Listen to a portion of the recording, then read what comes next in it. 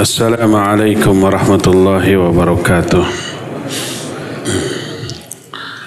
Innal hamdalillah nahmaduhu wa nasta'inuhu wa nastaghfiruh wa na'udzu billahi min shururi anfusina was sayyiati a'malina.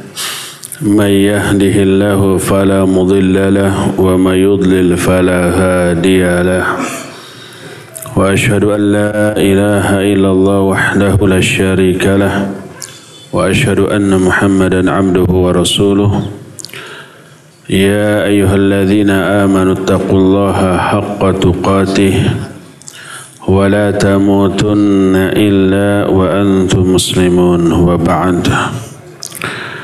Hadirin jamaah Masjid Raya Cipaganti Bandung yang Allah muliakan, juga para pendengar radio Tarbiyah Sunnah Bandung, baik melalui radio, streaming, YouTube ataupun Facebook, radio Tarbiyah Sunnah Bandung, pendengar radio Al-Bayan Cianjur, radio Riyadul Jannah Tasikmalaya, radio Rizdi Kebumen, radio 1 Lombok, radio Suara Qalbu Jayapura Irian Jaya, radio Amuba di Pangkal Pinang dan Hidayah di Pekanbaru.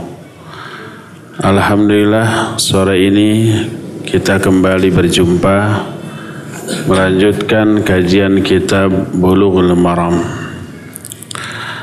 Kemarin Sabtu yang lalu kita sudah berbicara doa ketika memasukkan jenazah ke lubang lahad.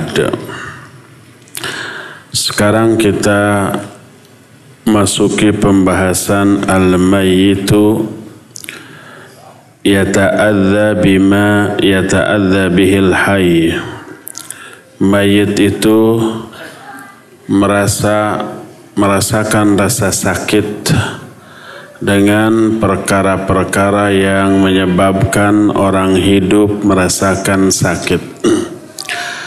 Kalau orang yang masih hidup dipukul sakit, mayit pun demikian, dicubit atau disakiti dengan cara apapun, mayit pun merasakan sakit seperti yang dirasakan oleh orang yang masih hidup. Didasarkan pada hadis dari Aisyah radhiyallahu anha, anna Rasulullah sallallahu alaihi wa alihi wasallam qala kasru azmil mayyit ka kasrihi hayya. Rawahu Abu Dawud bi isnadin ala syarti Muslim.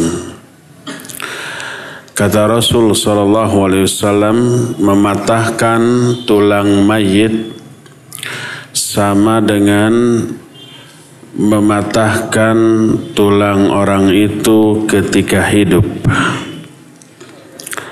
Di dalam hadis yang lain, riwayat Imam Ibnu Majah dari Ummu Salamah, maknanya adalah fil itham, dalam hal dosa. Jadi dosa mematahkan tulang mayit sama dengan mematahkan tulang orang itu ketika orang itu hidup. Jadi seolah-olah Nabi menyatakan la yajuzu ayuksira admal mayyit, tidak boleh mematahkan tulang mayit, atau dengan ungkapan yang lebih pas dari sabda Nabi SAW, sesungguhnya mematahkan tulang mayit sama dengan mematahkan tulang orang itu ketika hidup, yakni fil hurmah, dalam hal keharamannya, dan ihtiram, dalam hal ihtiram kepada orang lain. Ihtiram itu menghormati, menghargai, dan tidak menyakiti, karena seorang muslim adalah orang yang maksum. Maksud maksum bukan terbebas dari dosa, tidak ada orang yang terbebas dari dosa. Yang dimaksud maksum di sini adalah terpelihara darahnya, hartanya, dan kehormatannya, terjaga. Haram untuk dilukai, disakiti, termasuk dirusak kehormatannya dengan cara difitnah, digibahi, dihina, dicaci. Semuanya itu terpelihara dari diri seorang muslim. Siapa yang merusak kehormatannya, maka orang yang merusak kehormatan tersebut terjerumus ke dalam dosa besar karena melanggar Al-Quran.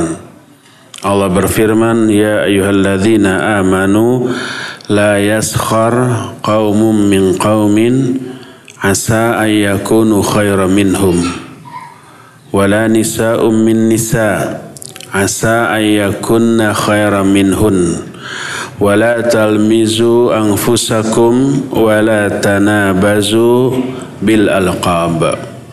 Hai orang-orang yang beriman, janganlah sebagian kalian menghina sebagian yang lain, karena boleh jadi yang dihina itu lebih baik daripada yang menghina. Juga para wanita, janganlah menghina atau mencela wanita lain, karena boleh jadi wanita yang dicela lebih baik daripada yang mencela. Wala talmizu anfusakum, janganlah kalian mencerca sesama kalian. Wala tanabazu bil alqab, dan jangan saling memberi gelar dengan gelar-gelar yang buruk. Di ayat selanjutnya Allah berfirman, ya ayyuhalladzina amanu jtanibu katsiran minadh-dhann inna ba'dadh-dhanni itsm wa la tajassasu wa la yaghtab ba'dukum ba'dha.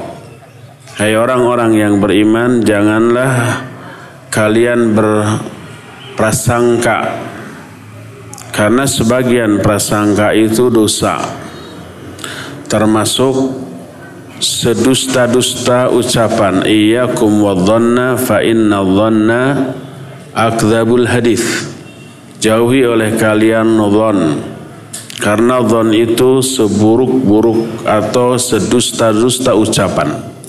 Ucapan yang paling dusta adalah su'udzon. Wala tajassasu, jangan tajassus. Tajassus itu ngorek-ngorek, mencari-cari kesalahan orang lain. Wala yaghtab ba'dukum ba'dha, dan jangan sebagian kalian menggibahi sebagian yang lain. Jadi semua perbuatan tadi diharamkan, dilarang karena bisa merusak kehormatan orang yang menjadi korban dari kezaliman kita tersebut. Fisiknya tidak tersakiti, tececel, teboncel, tebohak-bohak acan, terluka sedikit pun tidak. Tapi yang tersakiti apanya? Hati mereka ketika dihina, dicaci, dimaki, kemudian diberi gelar yang buruk, disuudzoni, kemudian digibahi. Itu semuanya merusak kehormatan sesama muslim, maka haram. Kalau perasaan mereka tidak boleh disakiti, kehormatan mereka tidak boleh direnggut, apalagi fisiknya, apalagi nyawanya, maka diri seorang mukmin, seorang muslim, baik harga dirinya ataupun hartanya, apalagi jiwanya, maksum. Maksum artinya terpelihara, terjaga dari kezaliman pihak lain. Itu berlaku selama hidup, bahkan setelah matinya. Setelah mati, fisiknya tidak boleh disakiti. Mumpung sudah mati nggak melawan, waktu hidupnya ini orang kejam tapi jagoan, jadi takut. Setelah matinya dicubitan, nggak boleh. termasuk kehormatannya setelah mati tidak boleh digibahi.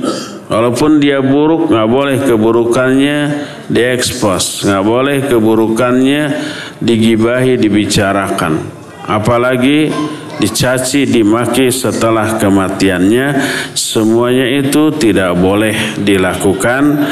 Dan kata Nabi SAW, menyakiti mayit setelah si mayit tersebut meninggal, namanya juga mayit, pasti sudah meninggal. Itu sama dengan menyakiti orang tersebut ketika orang itu hidup, ya. Inilah hadis yang kita akan bahas pada sore hari ini. Hadis ini diriwayatkan oleh Imam Abu Dawud dengan sanad menurut syarat Imam Muslim. Apa maknanya? Maknanya berkata Syekh Al-Utsaimin ketika menerangkan sanad hadis ini. Wa ma'na dzalik anna rijalahu rijal muslim. Makna bahwa hadis ini sesuai dengan syarat pensohihan yang diterapkan oleh Imam Muslim, maknanya rijal dari hadis ini adalah rijal yang biasa dipakai oleh Imam Muslim. Rijal itu para perawi hadis ini. Imam Muslim meriwayatkan hadis dengan sanad melalui rawi ini. Itu juga yang dipakai oleh Imam Abu Dawud. Dan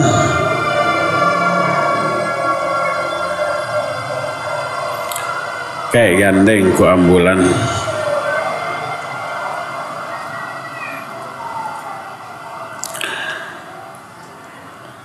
Iya.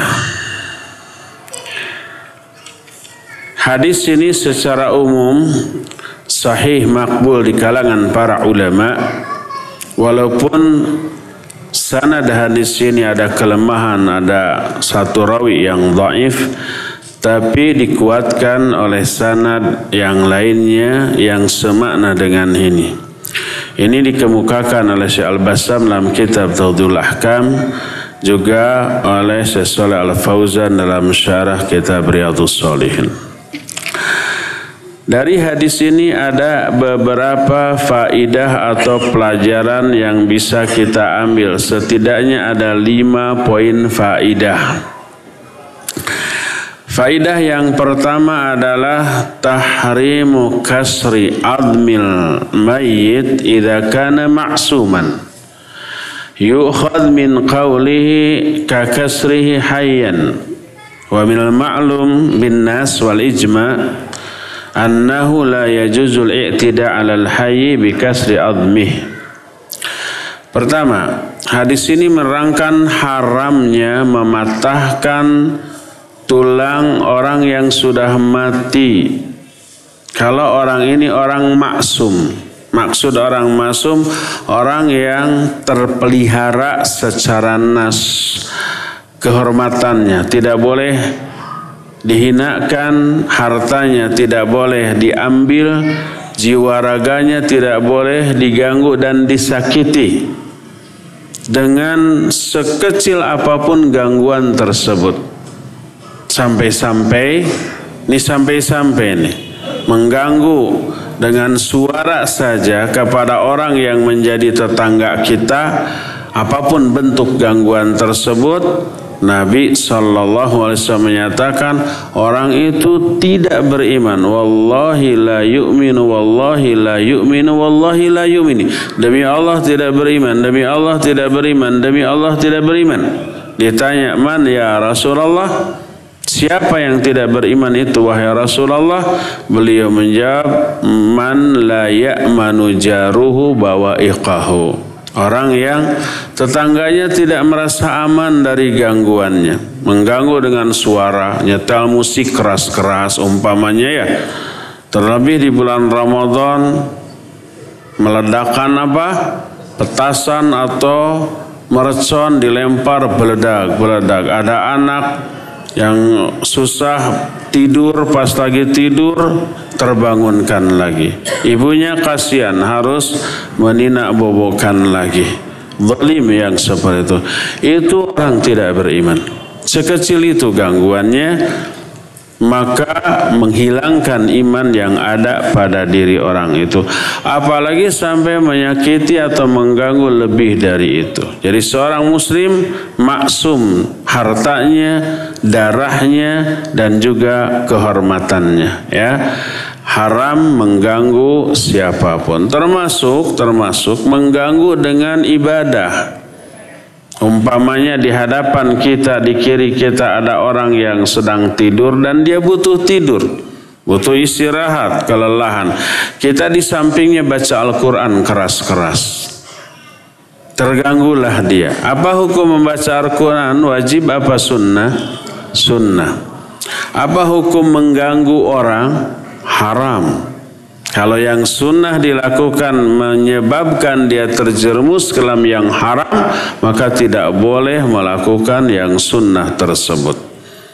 Carilah tempat lain yang kira-kira tidak mengganggu orang yang akan tidur, ya. Jadi tidak boleh mengganggu siapapun walaupun dengan perbuatan yang bernilai ibadah seperti membaca Al-Quran. Tapi di hadapannya ada orang yang sedang tidur, atau di kirinya, kanannya ada orang yang sedang sholat. Sedang sholat, kita di sebelahnya membaca Al-Quran keras. Terganggu nggak yang sholat? Terganggu oleh bacaan orang itu, maka tidak boleh. Inilah faedah yang pertama. Kedua, annahu la yajuzu lil insan ay yatabarra'a ba'da mautihi li ahadin bi syai'in min a'dha'ihi. Limadha? Li'annahu yalzamu minhu faslu hadzal 'adwi 'anil jasad. Wa fasluhu la yajuz. Kedua, hadis ini menjelaskan tidak boleh seseorang mendonorkan salah satu bagian dari anggota tubuhnya setelah kematiannya. Walaupun dia berwasiat. Sebelum matinya, kalau saya mati, tolong ambil tangan saya, sumbangkan ke orang yang nggak punya tangan. Tolong ambil mata saya dan berikan kepada orang yang membutuhkannya. Tolong ambil jantung saya dan yang lain-lainnya. Mendonorkan salah satu anggota tubuhnya setelah kematiannya tidak boleh. Kenapa? Karena mendonorkan sebagian anggota tubuhnya mengharuskan anggota tubuh tersebut harus dipotong. Ketika dipotong menyakitkan apa tidak? Iya, menyakitkan tentu saja. Dan itu tidak boleh. Sampai para fuqaha menyatakan, para fuqaha itu para ahli fiqih, la yajuzu ayyufsala minhu 'adun ba'da mautihi walau asabihi. Tidak boleh memotong salah satu anggota tubuh mayit walaupun si mayit itu sebelum matinya berwasiat. Contoh umpama idza mitu fakhudhu min jasadi kadza wa kadza li fulan fa innahu la yajuz. Kalau orang itu sebelum matinya berwasiat, kalau saya mati coba ambil bagian tubuh saya, ginjalnya, jantungnya, matanya, dan yang sejenisnya, berikan kepada si fulan yang membutuhkan. Tidak boleh mendonorkan sebagian anggota tubuh baik ketika hidup walaupun setelah kematiannya, tidak boleh. Boleh nggak menjual sebagian anggota tubuh kita? Ada nggak? Ada. Contohnya menjual apa? Ginjalnya. Ketika ginjal diambil, mati nggak orang itu? Tidak mati. Nah, itu tetap tidak boleh. Kecuali, ada kecualinya, kalau bagian anggota tubuh yang disumbangkan adalah bagian anggota tubuh yang bisa diproduksi ulang oleh tubuh kita. Sebagai contoh apa? Darah. Ketika darah diambil, kita kekurangan darah nggak ketika itu? Iya, kekurangan darah. Tapi apa akibatnya? Tubuh kita akan memproduksi kembali darah baru yang lebih segar, lebih bagus lagi kualitasnya. Maka mendonorkan darah dibolehkan, baik ketika hidup ataupun setelah kematiannya. Bila darah orang yang mati ini masih bisa dimanfaatkan, maka dibolehkan. Kalau orang yang akan mati menyatakan, kalau saya mati ambil darah saya sebagian, silakan sumbangkan. Dan menurut kedokteran dibolehkan umpamanya, maka boleh. Adapun kalau yang didonorkan adalah bagian anggota tubuh yang tidak diproduksi ulang oleh tubuh kita, maka tidak boleh untuk dilakukan. Inilah faidah yang kedua. Faidah yang ketiga, wa yustafadu min hadzal hadits annahu law dhaqa al-qabr 'ala al-mayyit fa innahu yajibu an yuwassa hatta yamtadda kamila wa la yuf'alu kama yaf'alu ba'dul juhal waliyadzu billah haitsu dzukira lana anna ba'dahum idza kana al-mayyitu qabruhu dhayiqan qassara idhamahu wa dhumma ba'duhu ila ba'd waliyadzu billah. فإن هذا شناعة عظيمة بل الواجب أن يبقى الميت على ما هو عليه بدون إهانة له. Seandainya kuburan sempit bagi si mayit, jadi si mayit tidak cukup, tidak dimasukkan ke dalam lubang kubur, wajib lubang kuburnya diperluas sampai masuk. Tidak boleh melakukan apa yang dilakukan oleh banyak orang-orang jahil, waliyadzubillah. Diceritakan sampai berita kepada kami, kata Syekh Al-Utsaimin, sebagian orang menyatakan bila kuburan sempit, udah patahkan saja sebagian anggota tubuhnya, kakinya supaya masuk, patahkan, nanti tumpukan aja di atas badannya, dikuburkan di atas badannya. Ya, kalau umpamanya si tubuhnya kepanjangan 2 meter, sedangkan kuburan sempit hanya 180 umpamanya, patahkan saja sudah sampai lututnya. Kemudian simpan potongan lutut itu di atas tubuh mayit tersebut, lalu kuburkan. Wal'iyadzubillah. Ini sebuah kebodohan. Tidak boleh, dan juga kezaliman, karena Nabi SAW menyatakan mematahkan tulang mayit sama saja dengan mematahkan tulang orang itu ketika orang itu hidup. Tidak boleh dipatahkan, tapi wajib si mayit tubuhnya utuh seperti sedia kala, tidak boleh disakiti, tidak boleh mentang-mentang ini kan sudah mati, nggak akan menjerit, nggak akan merasakan, lalu dipatahkan atau dilipat si lututnya, kemudian dimasukkan ke lubang kubur dalam keadaan lututnya terlipat, maka tidak boleh. Ini sebuah kezaliman walaupun kepada si mayit, orang yang sudah mati. Coba bayangkan, sedetil dan seketat itu Islam mengharamkan menyakiti sesama makhluk sekalipun orang itu sudah mati. Tetap tidak boleh disakiti, tidak boleh dizalimi. Ya, ancamannya adalah menyakitinya setelah mati sama dosanya dengan menyakiti ketika dia hidup. Ini faidah yang ketiga. Keempat, bagaimana kalau ada orang mati dalam keadaan tubuhnya sudah terpotong-potong? Baik dia umpamanya karena kecelakaan lalu lintas, lalu tubuhnya terpisah sebagian dari badannya. Ada tangannya yang lepas, ada kakinya yang lepas dari tubuhnya. Atau baik kecelakaan lalu lintas, ada kan yang seperti itu ya. Atau orang yang menjadi korban pembunuhan di ditamthil, bahasa Arabnya ditamthil, dimutilasi, dipisah-pisah sebagian anggota badannya. Bahasa Sundanya indah dan panjang, disiksik, dikunyit-kunyit, dicacak, diwalang-walang. Itu artinya dimutilasi, bahasa Indonesianya. Bahasa Arabnya ditamthil.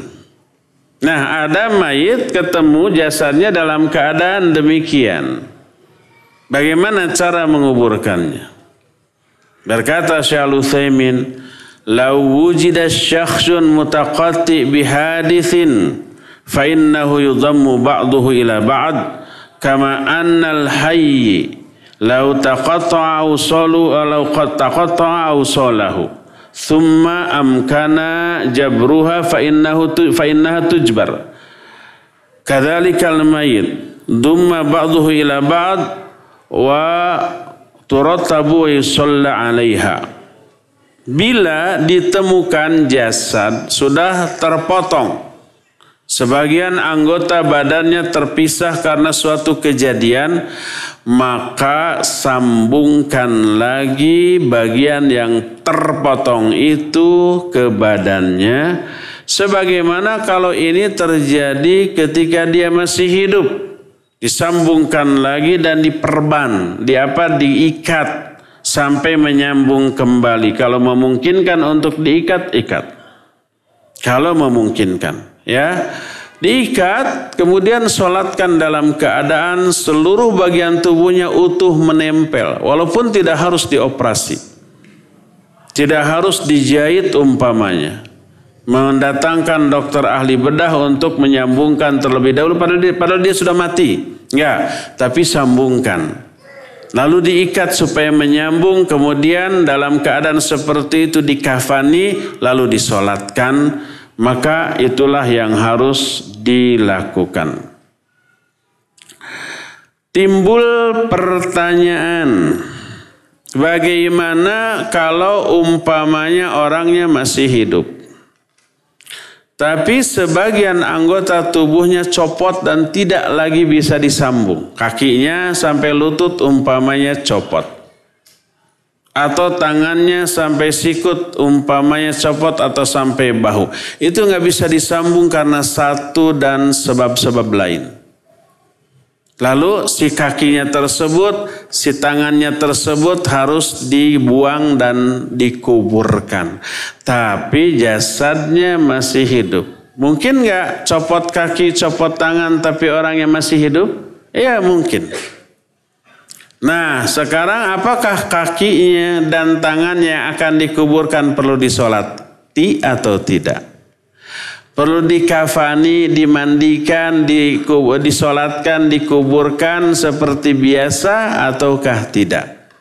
Dalam keadaan tubuh intinya masih hidup, orangnya masih hidup, tapi kakinya atau tangannya harus dikuburkan. Kalau kepalanya kan nggak mungkin. Kalau kepala dikuburkan berarti orang itu ya sudah mati. Kalau kaki dan tangan masih bisa hidup, masih bisa hidup. Tangannya dikuburkan, kakinya dikuburkan. Apakah perlu disolatkan? Jawabnya tidak. Karena dia ruhnya itu masih belum keluar dari jasadnya secara keseluruhan.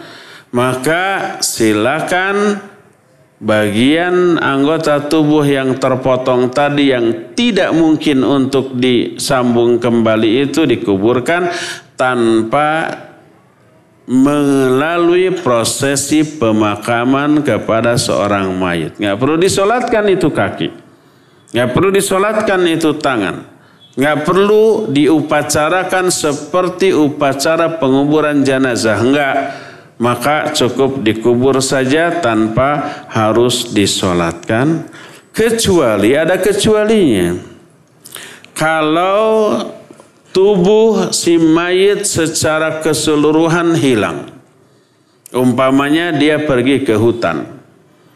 Lalu dia membawa HP dan menghubungi seseorang, tolong saya dikepung oleh seluruh binatang buas yang ada di hutan ini.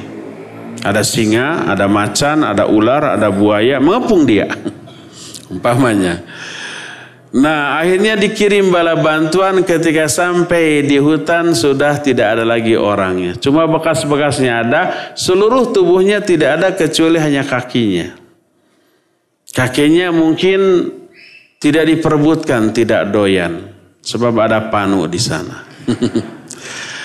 Dibiarkan hanya ada kaki, bagian tubuh lain tidak ada. Dicari, dikubek, sudah dicari sedemikian rupa kemana-mana, tidak ada, yang ada hanya kakinya sebelah. Diduga kuat bagian anggota tubuh lain sudah hilang dimakan binatang-binatang buas. Satu-satu yang tersisa hanya apa? Kakinya. Kuburkanlah kakinya dan sholatkan. Dia diperlakukan seperti memperlakukan jenazah secara utuh. Cuci, mandikan, kemudian dibalut dengan kain kafan, kemudian disolatkan dan dikuburkan seperti menguburkan umumnya mayit. Jadi lihat, walaupun benda yang dikuburnya itu sama, kaki-kaki juga, tapi kalau kasusnya berbeda, hukumnya menjadi berbeda pula. Kalau tadi bagian badannya masih utuh, masih hidup, kakinya sudah mati, nggak bisa disambung lagi. Kalau disambung lagi, penyakit yang ada di kakinya bisa merembet ke tubuhnya. Ini nggak bisa disambung lagi, harus dikuburkan. Umpamanya kuburkan tanpa harus diperlakukan seperti mengaburkan mayit, karena bagian anggota tubuh yang utuhnya masih hidup. Adapun kalau yang utuhnya sudah anggota badan pokoknya, kepalanya, badannya sudah tidak ada karena dimakan binatang buas, yang ada tinggal kaki sebelah, masih kakinya juga masih hidup umpamanya.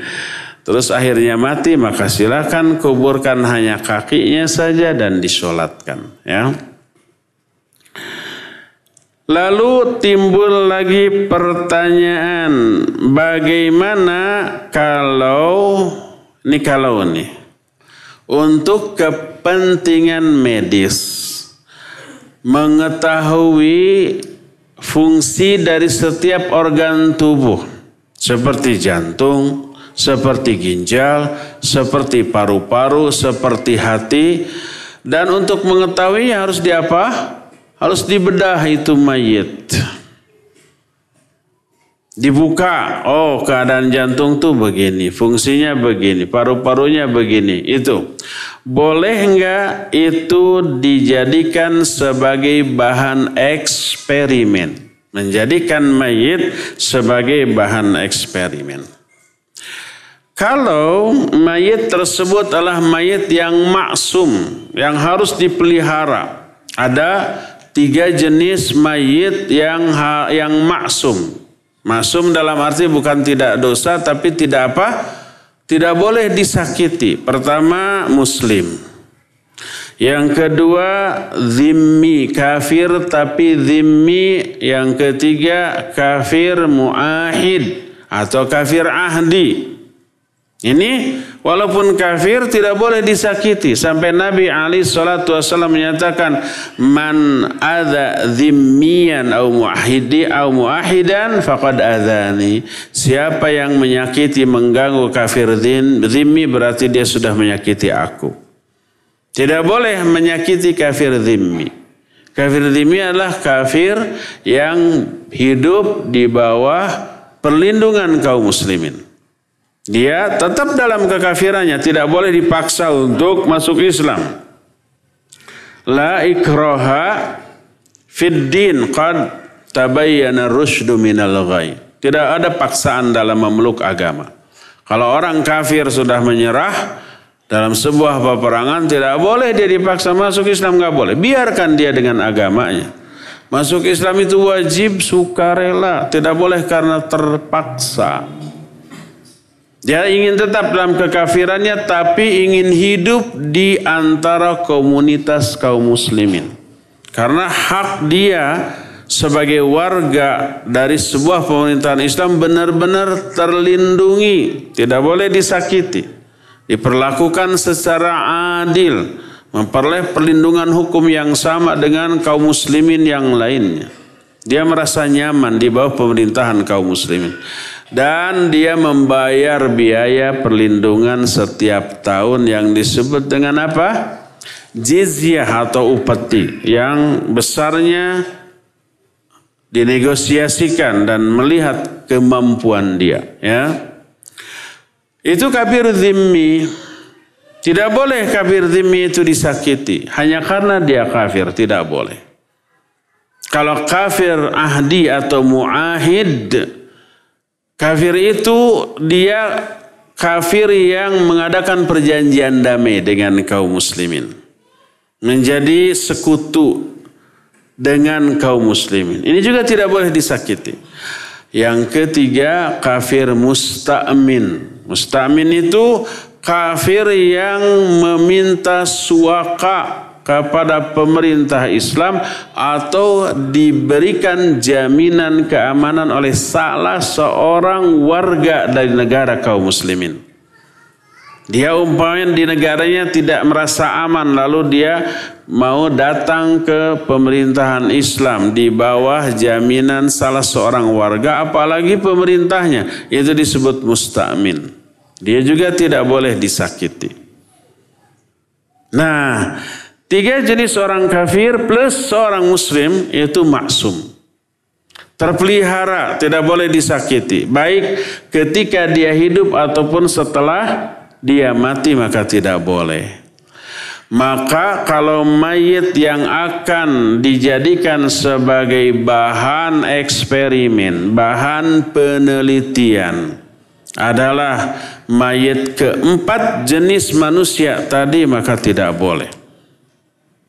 Adapun kalau mayit yang dijadikan bahan untuk penelitian tersebut orang kafir, maka dibolehkan. Kenapa? Karena membedah mayit untuk penelitian mengharuskan mayit itu dipotong bagian-bagian tubuh tertentunya. Bukan hanya dipotong, bagian jantungnya mungkin dibelah ya. Paru-parunya mungkin juga dibelah untuk mengetahui isinya, dalamnya, cara kerjanya. Dan Nabi SAW menyatakan, wala tumathilu, jangan kalian mentamsil, itu kepada musuh. Ketika di medan perang, berperang dengan lawan, lalu menang, lalu ada mayit orang kafir, karena ketika hidupnya ini orang kafir ini jahatnya bingit nih kepada umat Islam nih ya. Ini nggak cukup dibunuh keenakan dia. Akhirnya disakiti dulu, potong dulu hidungnya, ya, potong dulu telinganya, cungkil dulu matanya gitu ya, patahkan dulu jari-jarinya biar dia menderita bingit. Maka tidak boleh. Itu namanya mentamsil, memutilasi dalam keadaan hidup ataupun setelah mati. Dan itu dilarang oleh Nabi SAW. Wala tumathilu, jangan kalian mentamsil. Ini sudah kita pernah bahas hari Jumat ya, ketika membahas tentang wasiat Nabi SAW kepada para prajurit di medan perang. Salah satunya adalah wala tumathilu, jangan kalian mentamsil. Makna mentamsil adalah menyincang musuh, baik dalam keadaan hidup ataupun setelah mati. Berkata Syekh Muhammad bin Shalih Al-Utsaimin rahimahullahu ta'ala, kata beliau, ketika menjelaskan masalah ini, beliau menyatakan, la wujida jumlatahu wa faqada ba'du a'dahi fa innahu yusalla alaih. Kalau umpamanya ditemukan mayit tapi hilang beberapa anggota badannya, maka sholatkan bagian tubuh yang tersisa seperti itu. Terus la budda ayyakunal mayyitu ma'suman, mayit itu harus dijaga, tidak boleh disakiti. Wahwal muslim wal dhimmi wal muahid wal musta'min, yaitu 4 jenis manusia. Jasad atau mayit dari 4 jenis manusia. Pertama muslim, kedua kafir dhimmi, ketiga kafir muahid, keempat kafir musta'min. Itu tidak boleh. Amma al-harbiyu fa innahu yajuz ayyuksira admahu. Adapun kafir harbi maka dibolehkan untuk mematahkan tulangnya, li'annahu la hurmatalah, karena tidak ada kehormatan bagi laki-laki atau manusia seperti itu. Umpamanya ketika mau dikuburkan di satu lubang beberapa mayit kaum muslimin di zaman Nabi SAW menggusur mayit itu kakinya, ya, dilemparkan begitu saja. Itu dibolehkan. Kalau ternyata ada mayit yang tidak masuk karena kegedean dan lubang yang tersisa masih hanya sedikit lagi, dan mayit itu tidak bisa dimasukkan kecuali dengan cara dipatahkan sebagian anggota badannya, kakinya atau tangannya, maka silakan dipatahkan. Kalau kepada apa? Kafir harbi. Adapun secara sengaja tanpa alasan, tanpa udzur menyincang, memutilasi, maka tidak boleh berdasarkan hadis Nabi sallallahu alaihi wasallam, la tumathilu. Amma idza lam yakun ala sabil tamsir fa innahu la ba'sa bihi. Adapun kalau tidak dalam rangka memutilasi maka tidak apa-apa, karena ada uzur, ada keperluan. Demikian juga kata beliau, mathalan intahatil harab wa ma aradna an naghidha haula'il kuffar walakinnana aradna an nantafi'a bihadil a'dha min hadzal mayyitil kafir. Umpamanya peperangan sudah usai, ada beberapa mayit yang tersisa di daerah kita, yang masih hidup ada yang ditawan, ada yang kabur. Yang mati orang-orang kafir banyak dan tidak ada yang mengurus dari kalangan kawan-kawan mereka. Yang masih hidup sudah kabur, yang ada di sana tidak sempat kabur, ditawan. Jadi mayatnya bergelimpangan. Tapi kita ingin memanfaatkan sebagian anggota tubuh dari mayit orang kafir ini, maka zahirnya boleh dimanfaatkan. Boleh si mayit tersebut dibedah demi kemaslahatan umum. Seperti untuk mempelajari kondisi dan cara kerja dari anggota tubuh kita. Cara kerja jantung, cara kerja paru-paru, ginjal, hati, empedu dan yang lain-lainnya diteliti. Dan yang dijadikan objek penelitian adalah tubuh dari orang kafir harbi, maka dibolehkan. Oleh karena itu, kalau umpamanya timbul pertanyaan dari dunia kedokteran di Indonesia kepada para asatidzah, Ustaz boleh enggak membedah mayit untuk kepentingan penelitian? Hukum asal tidak boleh, kecuali kalau bahan yang ditelitinya jasad orang kafir, maka dibolehkan. Adapun membedah mayit untuk kepentingan otopsi, dan mayit yang dibedahnya itu mayit orang muslim. Orang muslim mati tepu-pugu gitu ya. Dia segar bugar, tidak sakit, tidak apa-apa, tapi dia sentral figur. Banyak yang benci kepada dia. Banyak yang mengincar mau membunuh dia. Tiba-tiba dalam keadaan segar bugar, tepu-puguh mati. Curiga enggak orang-orang? Curiga, jangan-jangan ada yang meracun sebelumnya. Jangan-jangan ada sniper gitu. Dengan peluru yang tidak terlihat, tiba-tiba deg aja mati gitu ya. Nah, untuk memastikan penyebab kematiannya harus diapa? Diotopsi dengan cara dibedah apa yang menjadi penyebab kematiannya. Bagian organ tubuh yang yang mana yang menjadi penyebab kematiannya. Dan untuk itu harus diapa? Harus dibedah. Tidak mungkin membedah jenazah orang kafir harbi, kan yang mau ditelitinya jenazah muslim ini ya. Untuk keperluan otopsi, untuk mencari siapa dalang pembunuhan tersebut.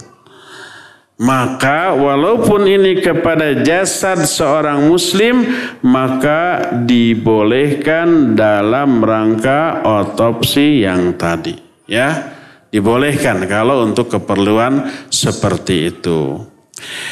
Inilah faidah yang keempat dari hadis yang sedang kita bahas. Faidah yang kelima. Dalam hadis yang diterima atau yang diriwayatkan Imam Ibnu Majah dari Ummu Salamah radhiyallahu anha, dikatakan fil itham, dalam dosanya. Jadi mematahkan tulang mayit sama dengan mematahkan tulang orang itu ketika hidup dalam hal dosa. Dari hadis ini difahami bahwa yang dimaksud dengan sama terlarangnya dalam hal besarnya dosa melakukan perbuatan itu. Adapun yang berkaitan dengan aspek baik kisos atau dam atau diat kepada si pelaku maka tidak. Umpamanya seseorang dilukai oleh orang lain tanpa uzur atau hanya karena kles kepentingan dunia. Lalu ditonjok tuh orang. Maka apa yang harus dilakukan? Kisos, tonjok lagi itu orang. Atau kalau enggak denda. Diminta dituntut diat. Lalu dibayar dengan jumlah tertentu yang disepakati dengan ketetapan hakim yang berwenang di dalam pemerintahan tersebut. Kalau umpamanya kezaliman sampai mematahkan kakinya, patahkan lagi kakinya. Kalau sampai mencungkil matanya, cungkil lagi matanya. Kalau sampai mati dibunuh, maka si pembunuhnya boleh dibunuh lagi, dikisos lagi. Ini jaminan hukum memberikan ketenangan dalam hidup. Bahwa gak akan ada orang yang berani mengganggu saya. Siapa yang berani mengganggu saya, hukum yang akan menindak dia sesuai dengan kadar kejahatannya. Maka wafil qisasi hayatun. Di dalam kisos ada ketenangan hidup. Orang mikir 10 kali kalau mau jahat ke orang lain. Mau nonjok orang lain, aduh mikir nanti saya pasti ditonjok lagi. Dianya sih kecil. Dia nggak akan berani melawan saya. Tapi dia lapor ke hakim. Hakim nanti memutuskan tindakan balas, ditonjok lagi gitu. Saya nggak berani mematahkan tangan dia walaupun bisa kecil sekali truk sudah patah. Dan dia nggak akan bisa melawan. Tapi dia nanti lapor ke hakim, saya dipatahin lagi. Maka wafil qisasi hayatun. Di dalam kisos saya ada ketenangan hidup. Orang tidak lagi takut kepada orang lain yang lebih kuat dan lebih jagoan daripada dia. Walaupun lebih kuat, lebih jagoan, gak akan berani. Sekali beri nampar, hakim nanti memutuskan tampar lagi. Dan ini di negara kafir diberlakukan walaupun kepada binatang. Makanya binatang-binatang liar di negara kafir merasa hidup aman, nyaman di tengah komunitas manusia. Manusia sedang ngumpul, mereka nyamperin. Mereka nggak takut ditangkap, disembelih, enggak. Beda dengan di kita ya. Ada merpati, wah merpati liar, habis besoknya itu.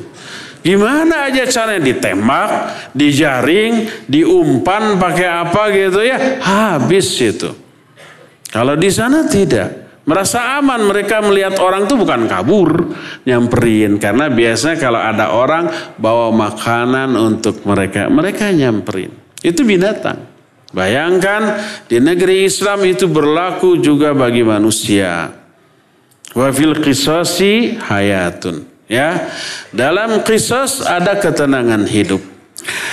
Nah, adapun kalau ini dilakukan kepada mayit yang sudah mati. Ya, mayit mah sudah mati ya.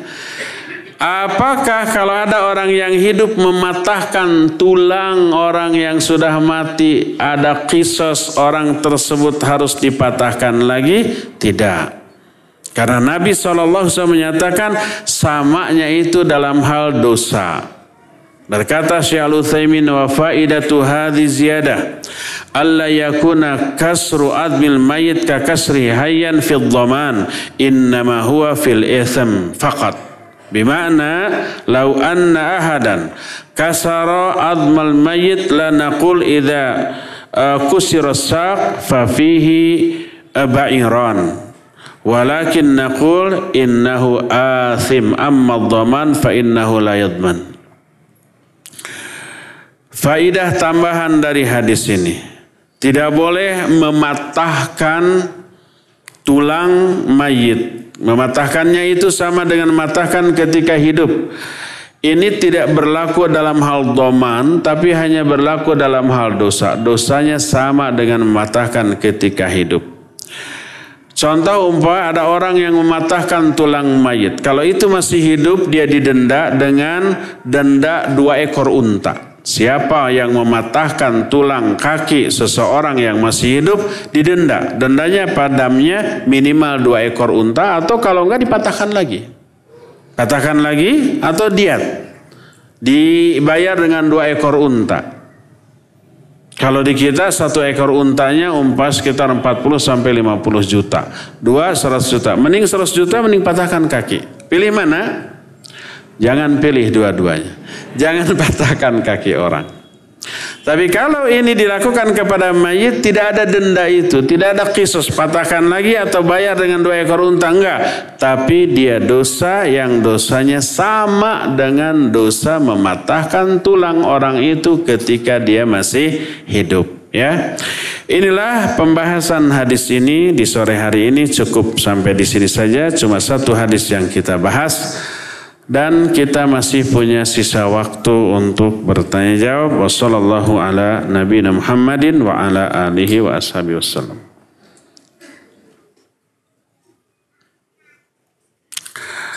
Ustadz, orang kafir di Indonesia masuk ke dalam kategori kafir mana?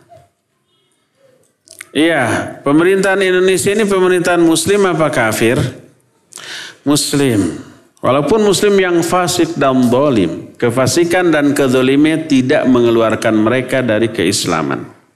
Sama dengan individu muslim, dia muslim, agama Islam, tapi dia suka mabok, suka judi, suka zina, suka ngerampok, suka mencuri, suka menzalimi orang. Apakah dengan semua kedzalimannya itu pribadi orang itu kafir, keluar dari Islam, murtad apa tidak? Tidak. Dia tetap muslim, tapi muslim yang zalim, yang fasik, muslim yang berdosa besar. Demikian juga sistem pemerintahan. Pemerintahannya, presidennya, menteri-menteri umumnya muslim, presidennya muslim. Memfasilitasi ibadah, mengurus ibadah kaum muslimin. Terus dia melakukan kezaliman, dia korupsi, dia menzalimi warganya dan seterusnya. Dia kezalimannya tidak mengeluarkan dia dari keislaman. Dia memberlakukan hukum yang tidak berdasarkan hukum Allah. Dia zalim. Sebagaimana firman Allah, wa man lam yahkum bima anzalallah fa ulaika humudz zalimun. Siapa yang tidak menghukum dengan hukum yang Allah turunkan, dia zalim. Tapi bukankah ada ayat wa man lam yahkum bima anzalallah fa ulaika humul kafirun? Siapa orang yang tidak menghukum dengan hukum Allah, dia kafir? Ya, ada ayat itu. Ada yang ujungnya kafir, ujungnya fasik, ujungnya zalim. Jadi yang benar mana? Kafir, fasik, atau zalim? Tiga-tiganya benar. Ya, 3 istilah untuk makna yang sama. Kafir di sana kafir kecil. Sekarang ada seorang muslim membunuh sesama muslim. Dia kafir apa tidak? Tidak kafir. Padahal hadis menyatakan La tarji'u ba'di kuffaran yadribu ba'dukum riqaba ba'd. Jangan kalian kembali kepada kekafiran sepeninggal aku. Sebagian kalian memenggal sebagian yang lain, membunuh. Kata hadis riwayat Bukhari ini bahwa membunuh itu kafir. Hadis lain menyatakan sibabul muslim fiskun wa qitaluhu kufrun. Mencela sesama muslim fasik, membunuhnya adalah kafir. Kafir di sana bukan kafir besar keluar dari Islam murtad, tapi kafir kecil. Kenapa? Karena ada ayat yang menyatakan wa in ta'ifatani minal mu'minina qatatalu fa aslihu bainahuma. Kalau ada dua orang golongan mukmin yang saling berperang. Saling berperang itu berarti saling bunuh kan ya? Damaikan di antara mereka berdua, walaupun saling bunuh oleh Allah masih tetap disebut dengan sebutan mukmin karena masih ada iman dalam hati mereka. Oleh karena itu kafir yang tadi maknanya kafir kecil. Dan inilah yang terjadi di kalangan sahabat. Ada nggak sahabat berperang dengan sesama sahabat Nabi? Ada. Di zaman siapa? Zaman Ali bin Abi Thalib, zaman Muawiyah, berperang saling bunuh. Apa mereka semua kafir berdasarkan hadis tadi? Enggak. Pertama, lihat motivasi, sebab atau alasan. Yang kedua, kalau ada orang yang bersalah dalam kasus saling bunuh tadi, dia dihukumi kafir kecil. Pelakunya tetap muslim, tapi muslim yang berdosa besar. Makanya Ibnu Abbas menyatakan wa man lam yahkum bima anzalallah faulaika humul kafirun. Siapa yang tidak menghukum dengan hukum yang Allah turunkan, dia itu kafir. Maknanya adalah kufrun duna kufrin. Kufur kecil, kufur yang tidak mengeluarkan pelakunya dari keislaman. Pemerintah muslim yang zalim itu tidaklah dikategorikan pemerintah kafir, tapi fasik atau zalim. Ya. Nah, seperti itu. Pertanyaannya apa tadi? Ini pemerintahan muslim. Ada orang kafir yang masuk di dalamnya. Kafir apa? Kafir zimmi. Mereka bayar pajak? Bayar. Muslim juga sama bayar pajak.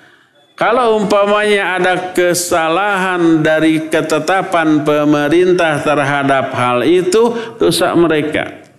Tapi tidak mengeluarkan mereka dari keislamannya. Mereka tetap muslim, tapi muslim yang fasik atau zalim. Dalam hal yang hak dan benarnya wajib ditaati. Dalam hal yang kelirunya maka tidak boleh ditaati. Ya. Wallahu a'lam bishawab. Ustaz. Ya. Dari YouTuber Gita Renita, apakah melepas gigi tiruan permanen dari mulut mayit adalah perbuatan terlarang dan menyakitkan mayit? Perbuatan tersebut dilakukan rekan sejawat, yakni dokter gigi, atas permintaan keluarga mayit. Syukron. Ya, barakallahu fiik. Bagaimana kalau umpamanya ada bagian tertentu yang bukan bagian anggota tubuh tapi ditanamkan secara permanen di dalam tubuh? Seperti umpama pen. Logam yang ditanam dalam tubuh untuk menyambung tulang yang patah. Tapi itu nanti dibuka lagi ya. Maksimal 2 tahun nanti diambil lagi. Katakanlah belum 2 tahun orang itu sudah mati. Pennya masih ada di dalam. Atau alat picu jantung. Jantungnya sudah kurang normal. Dipasang alat picu jantung sebesar HP gitu. Itu ditanam di dalam. Terus orang itu mati dalam keadaan demikian. Atau memasang gigi yang palsu tapi ditanam secara permanen di bor. Nggak bisa dibongkar pasang ya. Nah, lalu mati dalam keadaan demikian. Apakah harus dibuka? Kalau membukanya mengharuskan membedah, mengoperasi, menyakiti, maka tidak boleh dibuka. Pennya biarkan terkubur bersama jasadnya. Alat picu jantungnya biarkan terkubur bersama jasadnya. Dan gigi palsunya baik terbuat dari apa terbuatnya ya? Emas? Dari emas nggak boleh. Maka biarkan tertanam dengan jasadnya. Kalau membukanya harus dengan cara menyakiti operasi. Adapun kalau membukanya tanpa harus dioperasi, seperti kalau behel bisa dibuka, bongkar pasang apa enggak? Atau gigi palsu ada yang cuma pakai kawat kan ya, bisa dibongkar pasang, maka copotlah karena menyopotnya tidak menyakiti ya. Adapun kalau harus melakukan operasi, maka tidak boleh dioperasi karena akan menyakiti. Wallahu a'lam.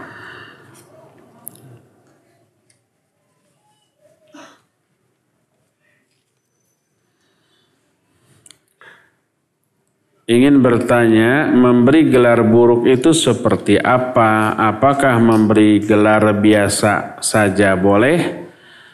Gelar bukan nama asli, misal Arman jadi Omen. Ya, Sulaiman jadi Eman. Kemudian banyak yang lain. Dan apakah boleh gelar yang menurut kita biasa saja tapi menurut orang lain kurang baik? Memberi gelar buruk adalah gelar yang orang yang diberi gelarnya tidak suka. Walaupun sui fakta, orang itu hitam dipanggil si hitam. Orang itu pincang di sini pincang. Si pincang sini, si buta sini ya. Atau orang tersebut umpamanya buncit. Karena memang realitanya, lalu dipanggil gendut, buncit, orang itu nggak suka. Maka itu tidak boleh, itu memberi gelar-gelar yang buruk. Walaupun gelar itu diambil dari kondisi real dia. Kondisi yang buruk, maka tidak boleh. Kecuali kalau orang itu tidak keberatan masyhur dengan sebutan itu sampai saking masyhurnya dari kecil nama asli sudah tidak diketahui orang lagi. Ada yang seperti itu, ya, maka dibolehkan. Adapun kalau umpah Sulaiman jadi Eman, Salahuddin jadi Udin, terus Sunarsih jadi Icih, dan yang lain-lainnya. Orang itu tidak merasa keberatan karena memang dari kecil seperti itu, maka tidak dianggap menyakiti. Larangan memberi gelar buruk karena menyakiti orang yang diberi gelar tersebut. Ya.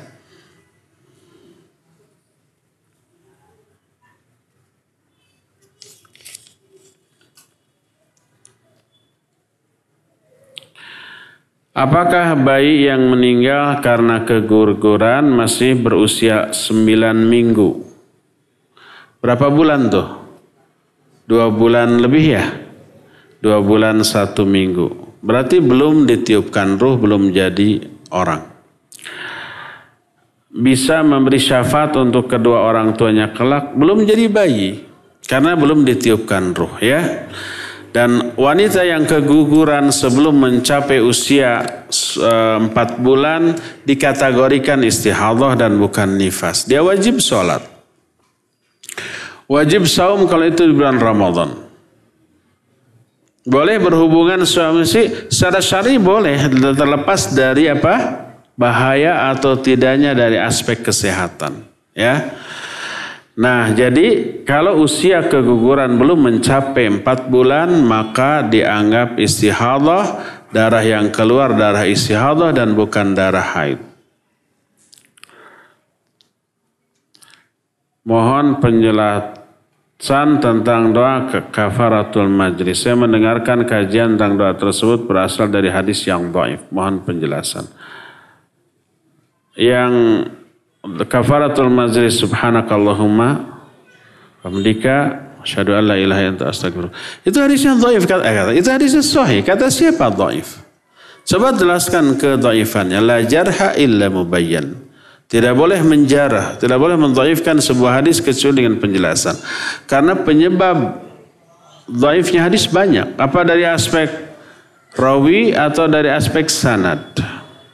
Kalau dari aspek sanad, mungkin ada sanad yang terputus. Terputusnya di mana? Di tengah, di awal, di akhir, atau di pinggir? Kalau di akhir namanya mursal, kalau di awal namanya mu'allaq.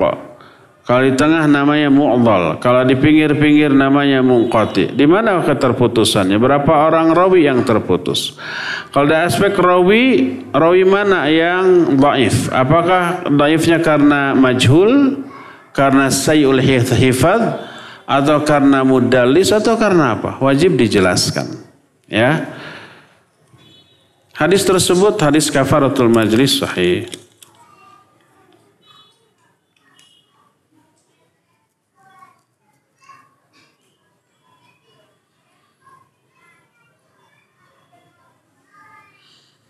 Bertanyalah tentang agama, jangan bertanya tentang pribadi Ustadz, termasuk pribadi saya. Jangan, nggak perlu, nggak ada gunanya, nggak ada manfaatnya. Ya. Bertanyalah tentang Islam.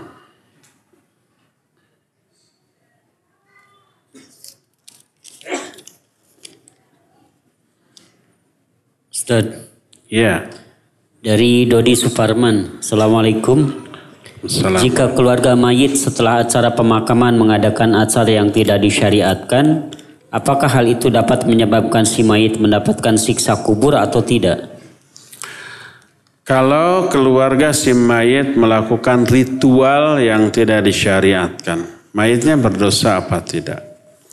Mayitnya berdosa kalau dia mengamanahkan itu. Kalau saya mati ya, kalian adakan begini yang tidak syariatkan. Lalu dilaksanakan, ya yang melaksanakannya dosa, yang mengamanatkannya juga dosa. Tapi kalau si mayit selama hidupnya wanti-wanti, awas. Urus saya kalau mati sesuai dengan sunnah Nabi SAW. Gak boleh lebih. Tolong hubungi Ustadz Anu, kalau saya mati suruh dia yang ngurus. Ternyata keluarganya khianat, tidak melaksanakan wasiat, lalu diurus sesuai tradisi yang menyimpang dari agama Islam. Maka mayit berlepas diri. Dia sudah wanti-wanti, dia sudah mengajarkan, sudah wasiat agar diurus sesuai sunnah, tapi keluarganya melaksanakan sesuai dengan hawa nafsu mereka. Maka mayit berlepas diri dari dosa. Mohon doanya agar orang tua anak, ibu dan bapak memeluk agama Islam, meninggal dengan iman Islam. Saat ini bapak sedang sakit dan semoga dengan sakitnya menjadi jalan hidayah untuk orang tua anak masuk agama Islam. Ya, semoga Allah memberikan hidayah ya kepada orang tua si penaya agar dibukakan hatinya masuk Islam dan mati dalam keadaan husnul khatimah. Amin.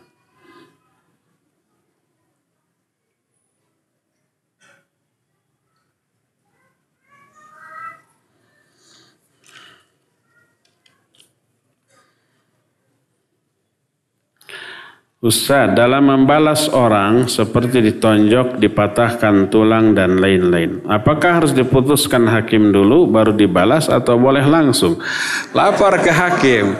Kalau langsung berantem namanya. Dan kalau kita menang awalnya ditonjok gitu ya. Nah, kita balas lalu berantem lalu kita menang, kita yang disalahkan. Tonjok udah, ya paling berdarah benyut, ya udah. Datang ke polisi, Pak, lihat nih saya benyut. Siapa pelakunya? Si Anu. Tangkap, ya. Kalau langsung dibalas, kita bisa disalahkan, ya. Apalagi kitanya jagoan. Orang itu kalah telak, mati lagi nggak sengaja. Oh, bahaya ya.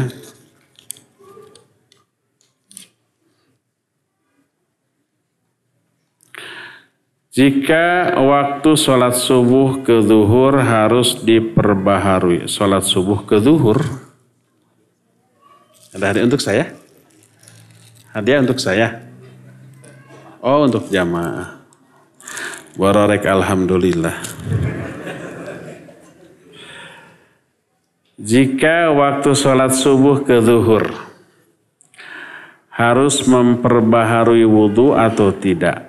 Waktu wudhu kita tidak batal karena beberapa waktu anak melakukannya karena menyangka termasuk boleh untuk tidak berwudhu lagi karena tidak batal.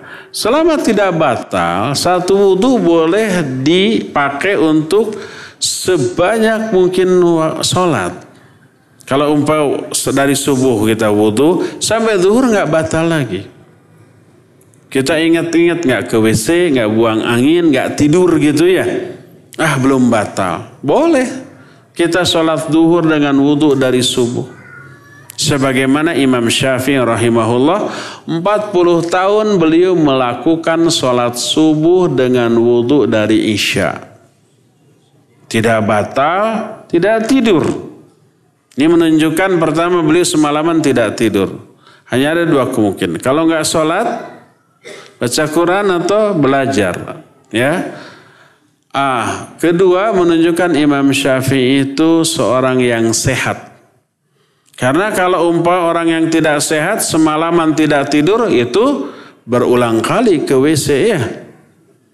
Orang yang sudah tidur saja bangun untuk ke WC dulu ya. Bisa lebih dari sekali, lebih dari 2 kali bagi yang tidak sehat. Dibolehkan selama belum batal boleh melakukan sholat dengan satu wudu berkali-kali. Ini ada kantong kecil. Ada yang mau ikhwan? Siapa yang mau? Nggak laku nih. Ini ada talinya ya. Kalau nggak ada yang mau untuk saya. Ada yang mau? Berarti nggak berhak untuk memberi. Siapa yang mau? Siapa namanya? Rudi. Jawab dulu pertanyaan saya. Ya. Sebutkan 3 jenis kafir. Yang maksum. Yang maksum itu apa? Tidak boleh disakiti, tidak boleh diganggu. 3 jenis kafir. 1.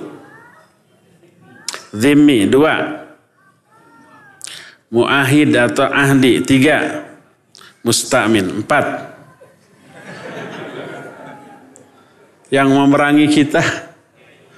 Harbi. Ya barakallahu fiik. Ahwat, ada yang mau? Ini yang warnanya agak sedikit cerah. Warnanya apa ini? Seragam SMA? Grey, abu-abu. Ahwat, ada yang mau kantong berwarna abu-abu? Kantong kecil, kantong pinggang. Ada ahwat yang mau? Ada, silakan pegang mic-nya.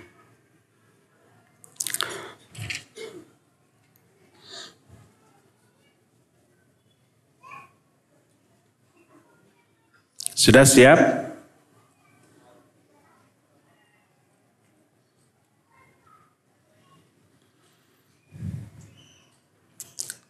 Ada ahwat?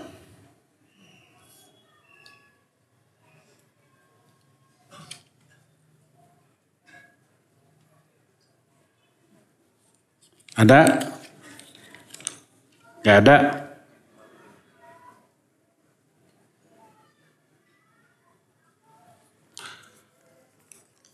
Kalau tidak ada ya sudah untuk saya nanti. Terakhir, pertanyaan terakhir. Apakah jika tetangga terganggu karena suara tangisan bayi yang rewel tengah malam, orang tua si bayi berdosa apa tidak? Ya tidak, karena bukan hasil ikhtiar dia. Dia tidak ingin bayinya nangis ya, kecuali kalau sengaja. Tetangganya sedang sakit, biar puas, dicubitin bayinya. Biar nangis, biar terganggu. Ya itu dosa. Tapi kalau tidak ya, dia ingin bayinya lelap tidur, tapi karena rewel, mungkin turunan, dia nangis terus tetangganya terganggu, ya dia tidak berdosa. Karena itu bukan hasil perbuatan dia, bukan ikhtiar dia ya. Cukup sampai di sini, insyaallah kita jumpa kembali esok hari Ahad pagi jam 9 di Al-Furqan melanjutkan kajian Al-Fatihah. Subhanakallahum bihamdik asyhadu an la ilaha illa anta astaghfiruka wa atubu ilaik. Alhamdulillah rabbil alamin. Wassalamualaikum warahmatullahi wabarakatuh.